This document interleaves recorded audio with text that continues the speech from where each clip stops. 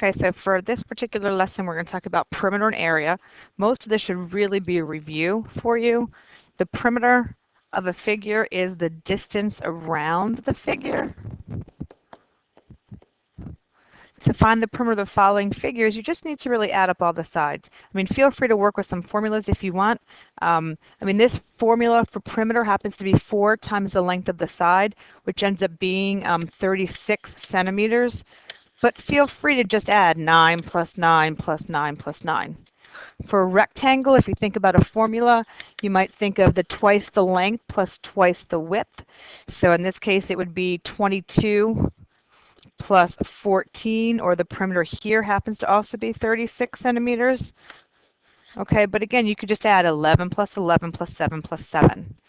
And then for the perimeter of the triangle, you add up all the sides, 8 plus 6 plus 10, and you're going to get the perimeter here to be 24 feet.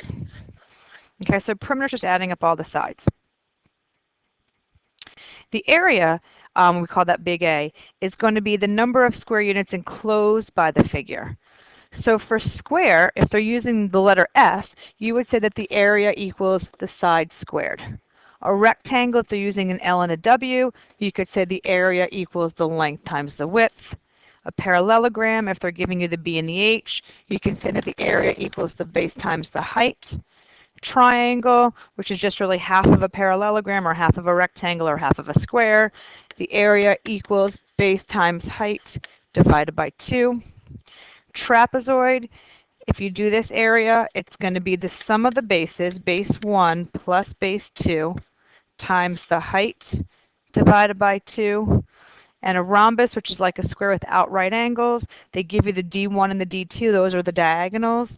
And then the rhombus is going to be diagonal 1 times diagonal 2 divided by 2. So all of these formulas you will need to know. The Regents, I know, does give you the trapezoid formula. It supplies this for you, but everything else has to be memorized. And remember, sometimes length and width can be in place of base and height and vice versa, that kind of stuff. So there you go.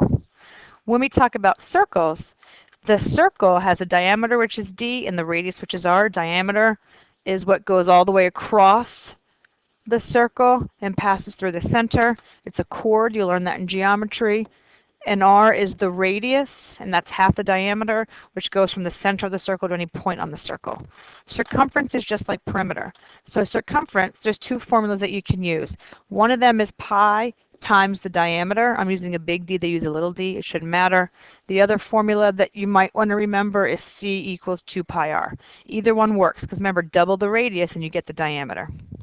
The area for a circle is going to be pi times the radius squared. If we find the area of the following figures, what I'd like to see you do is write the formulas that you are using.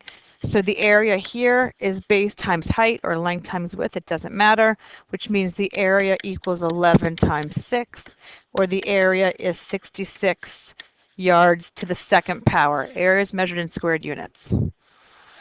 For your trapezoid, the area equals the sum of the bases multiplied by the height divided by 2, which means area equals 24 plus 12 times 13 divided by 2.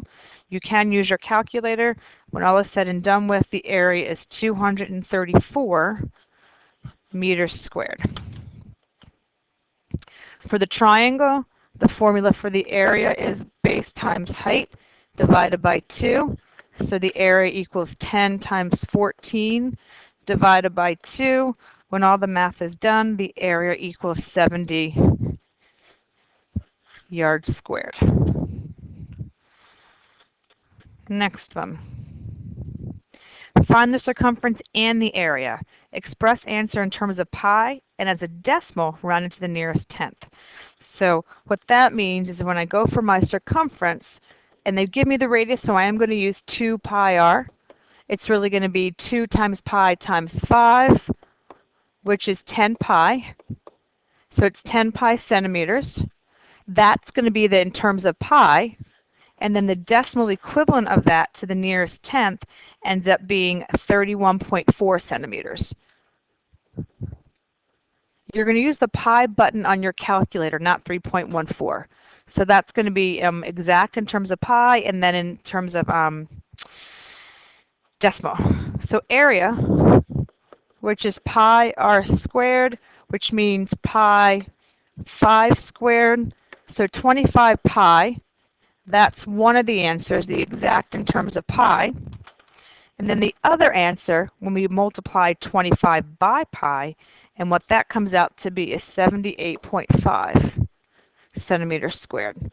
So they're asking for two answers, the answer with pi in it and the answer with pi multiplied by it. Area of a parallelogram is 800 yards. The base is 25. Find the height. We know that the area formula is base times the height, where they're telling you the area and they're telling you the base. You don't know the height. So all you have to do here is divide both sides by 25, and it turns out that the height is 32 yards. This is just a height. It's not the actual area. You don't need to square anything. The last one talks about the area of a rhombus, and it tells you what the area of the rhombus is, and it wants you to find the length of one of the diagonals. Well, the formula for area of a rhombus is diagonal 1 times diagonal 2 divided by 2, which basically means that 144 equals 18 times x divided by 2.